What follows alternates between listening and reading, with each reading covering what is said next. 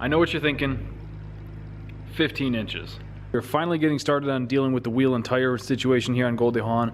This thing's always had a street tire on it and it's always had trouble hooking. The best 60 foot this thing's ever done is a 1.8 something or other, and the street tires definitely aren't helping that.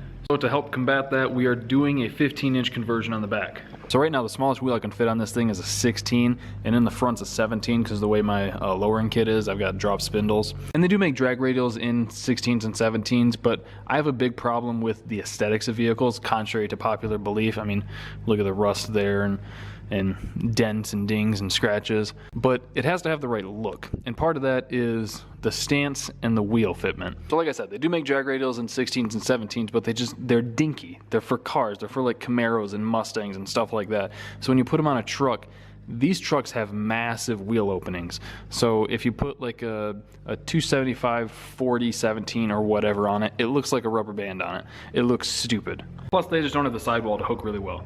So there's kind of twofold reasons why I'm doing the 15-inch conversion. 3 if you count the price and like ease of finding a new tire. So it'll look a whole lot better. There's tons and tons and tons and tons and tons of 15-inch tires in a bunch of different sizes, and they're a whole lot cheaper than 16, 17s on up. And the good news is you don't need some $400, $500, $600 kit to convert these to 15-inch brakes. You can use a lot of OEM parts and then just one little adapter for the caliper from 1320 wheels. Let me show you. So this box has what we in the automotive industry call parts.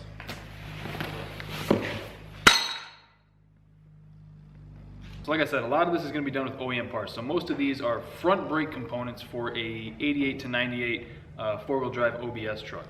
I'll have all the part numbers and stuff listed in the description below, and I'll have a link to a website that lists them again so you can get good information. For starters, 2 new calipers. Like I said, these are front calipers from an 88 to 98 Chevy. We got 2 of those, both brand new. They might be reman actually, I don't know for sure. And then some Rebestos brakes. 2 brand new rotors, a couple banjo bolts that I don't know if they're necessary because the new calipers have them. The most critical piece for all of this, the 1320 wheels new caliper mounts. I'll have the link in the description below. So this should be everything needed to convert to a 15-inch wheel on the back of these trucks. Just a quick rundown on prices. The new caliper brackets were about $130. I think they were like $128 and some change. And then everything else I got off Rock Auto so I could find the cheapest prices. And the total for everything, including the calipers, came to I think like $250. So I definitely wouldn't call it cheap because I'm super budget minded and I hate spending unnecessary money, even though I do it a lot. I think that price for getting a tire that'll actually hook on the truck, I think that's money well spent. Well, let's get the truck jacked up and we'll start ripping the rear end apart and throw all the new shit on.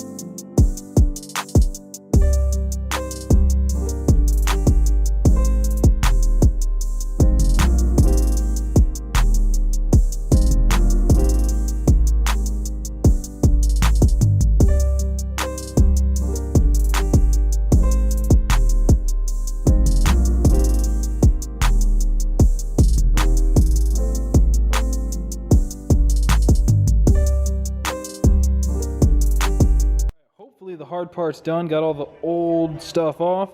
and this is all the nice, shiny new stuff that's getting bolted on. I'm hoping that the offsets on the calipers make up for the depth of the rotors here, because you can see that one's a lot taller than this one, so it sits in further.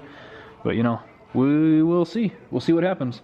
All right, so unlike the stock caliper bracket, this new one from 1320 does not bolt to the stock location. It bolts on the inside here at these 3 bolts. So I'm gonna bolt the caliper on real quick, make sure everything still fits and nothing's gonna rub or anything like that, and then I'll go back and wipe everything down with acetone because I don't have any brake cleaner. And then we'll get everything torqued and we'll see how it all looks.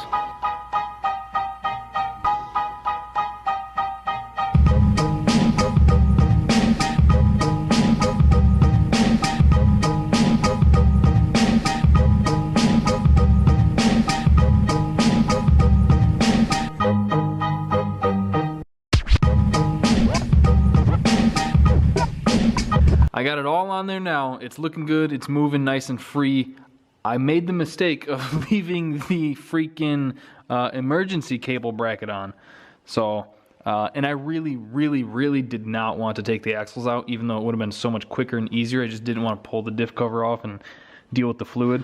So I was able to get the cutoff wheel right there in there in a pretty good amount of space and cut like 90% of the way through it, and then just beat the piss out of this thing with the hammer.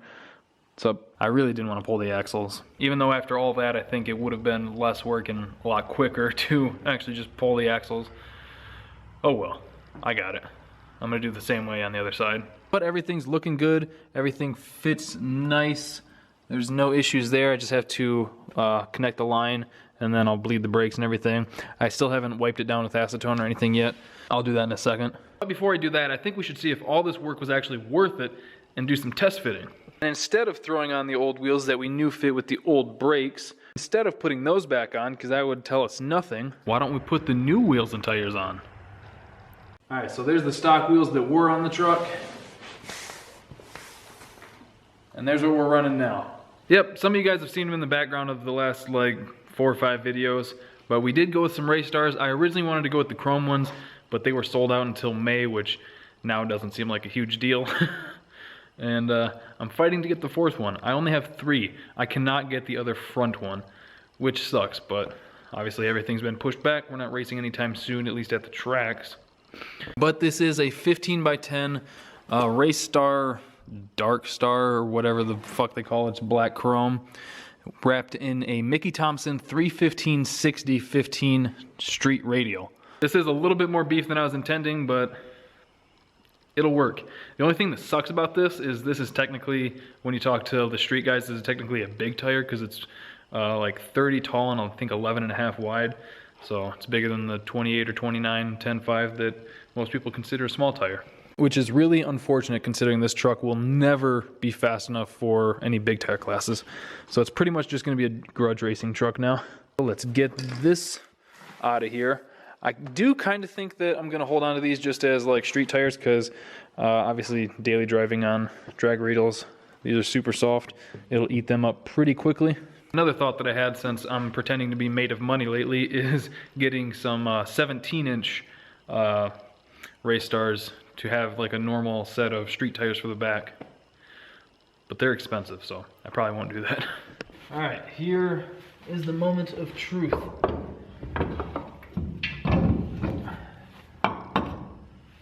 Oh, dude, that's gonna tuck so well. Holy crap. I am gonna roll the lip, what's left of the lip, just to be safe. But dude, that sits in there so much better than I thought it would. I wanna check how close we are to the leaf spring, but we should be okay. Dude, I think we're good. Holy shit. Oh my God, we've got so much room. We've got so much room. Everything there looks so good. All right, I think I'm going to drop the back down and put the front one on just so we can see what it looks like before we wrap this video up. All right, so this is my first time actually like standing back and looking at the truck with these wheels on. Now, full disclosure, I have had Dark Star race stars on the truck before when I took it down to Texas for TX2K19. And I borrowed the wheels from Michael Vinny Vega. Thank you, man, I still appreciate that. Oh, dude. That looks so good. Oh man. It looks so much better in person. This camera does not do it justice to just how race truck this looks. I think it'll definitely look better once it's out in the light. But man, that looks cool, dude. I do kind of think that it would probably look better if they were chrome, just because of like the chrome cladding on the side, chrome mirrors, chrome bumper and grille and stuff. But I still think it looks really, really good. It's a whole new truck, dude. It's a whole new truck. And I wouldn't doubt I dropped like a good 15 pounds off the nose of this thing, because these tires are 255s and these are 225s, I think. So like these things I can curl no problem. These, I mean, I can still curl no problem because I'm incredibly strong. Cat, what do you want, dude? So like the tread of these is that versus like this. So there's a whole lot more girth up front here. And like I said, I do think I'm gonna hold on to these just for like street driving. This truck has changed so much in the last 3 years. It's crazy that this old like beat up $1,200 volunteer firefighter's truck with almost 250,000 miles on it now is this. So the truck's coming along pretty nicely. Obviously we got like the wheels and tire situation somewhat figured out. If any of you guys happen to have a 17x7 6x5.5 like Dark Star wheel, please let me know, because I cannot for the life of me find one anywhere. And like this one I had to buy used. The rears I was able to buy brand new before they went out of stock and all haywire. That one was the only one used I could find on eBay, and I have not been able to find any more. So if any of you guys have one, please like email me at snydertron3000@gmail.com. I'd love to pick it up off you. But aside from that, the truck is coming along pretty nicely. The exhaust system, I've only got to weld in 2 oxygen sensor bungs. I got the wastegate flange all welded on, which you'll see in a different video, probably the one after this. I got to weld in the wideband bung on the downpipe, and I've got the turbo torn apart over there waiting for me to rebuild it. I'll probably do that tomorrow. And then aside from that and like the power steering pump and coolant lines, the engine's pretty much ready to go. There are a few more cosmetic things I'm going to do to it just to help kind of give it a facelift. The first one being the face here. I was totally fine with it until I put this grill on, and then I was like, man, that grill looks so badass. But I think I'm gonna have to get the matching bumper. And I got the matching bumper. I've actually had it for like 3 months now. It's been sitting over here getting scratched up on the floor for like 3 months. So at some point I'm going to paint that and throw that on, or maybe I'll just throw it on, I don't know. And then I also have a headliner right there for it that I'm going to throw in it. And then, I don't know. I might do some other things here and there. Like, I'm not gonna make it look nice. I don't want a nice truck. I want a truck that I'm okay with going out and like doing 70 down a dirt road or getting chips and dents and stuff like that. But I want it to be presentable. You know what I mean? And then I keep going back and forth on painting the hood.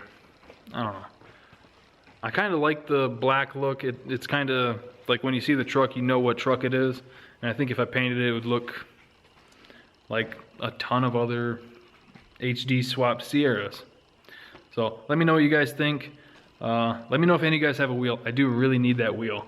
It's like the last thing to getting this drag pack fully set up. I've got the other front tire. I've got the other rear tire. I just need that front wheel. So I think that's going to do it for the video. I try to be somewhat detailed about the 15-inch conversion. I would say that if you're going to do it, be smarter than me and pull the axles and remove this bracket the right way instead of cussing and smashing your hands on things with the hammer. But it's super, super easy. It's all bolt together once you do it right way and get your head out of your ass. And it looks good. Anyway, I hope you guys enjoyed the video. I hope it helps someone out there. Thank you guys for watching. Thank you for liking, commenting, and subscribing. And I'll see you next time.